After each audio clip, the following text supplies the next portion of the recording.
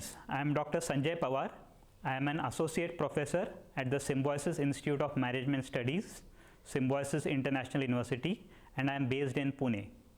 The topic which I am going to cover in this particular video clip is differential threshold in consumer behavior and its marketing implications. The differential threshold is the minimal difference that can be sensed between two similar stimuli and is called as the differential threshold, or it is also called as the just noticeable difference, which is the JND.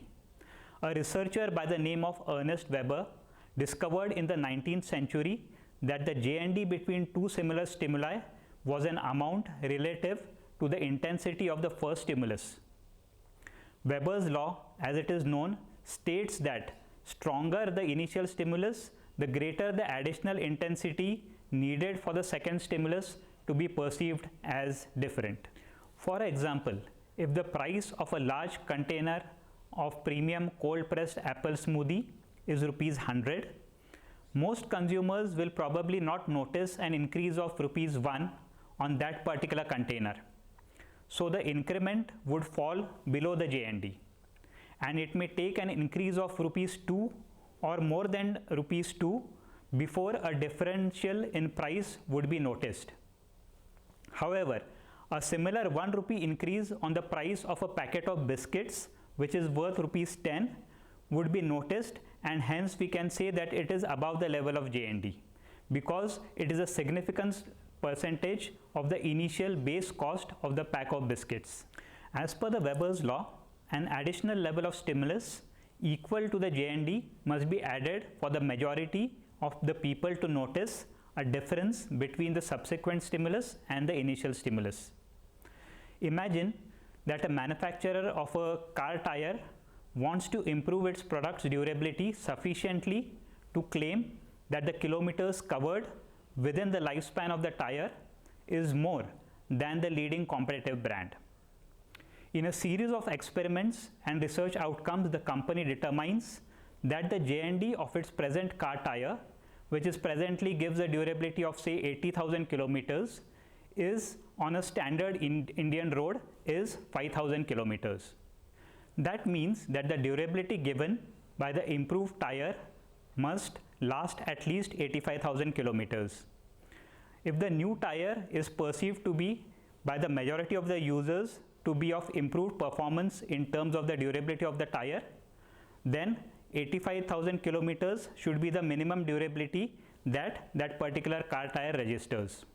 By finding this GND of 5,000 kilometers, the company has isolated the minimum amount of kilometers necessary to make this claim of last longer or better durability believable to the majority of the consumers. If it had, on the other hand, decided to increase the durability only by 3,000 kilometers, hence the total durability would then become 80,000 plus 3,000 kilometers, which would have been less than the just noticeable difference of the majority of the consumers. Hence, this particular initiative by the car company of actually portraying their particular tire as being more durable would have been wasted. On the other hand, if the company had decided to increase the durability of the car by say 15 to 20,000 kilometers, then it was well beyond the JND, but then what would have happened is that the frequency of purchase would have been affected and a repeat purchase would not have been there for a longer time, making the product improvement just equal to the JND, thus becomes the most efficient decision that the management could have taken. Weber's law has important applications in marketing. Manufacturers and marketers endeavor to determine the relevant JND of their products for two very different reasons. The first reason is that the product developments such as improved quality, packaging design, improvement are very apparent to consumers without being unnecessary.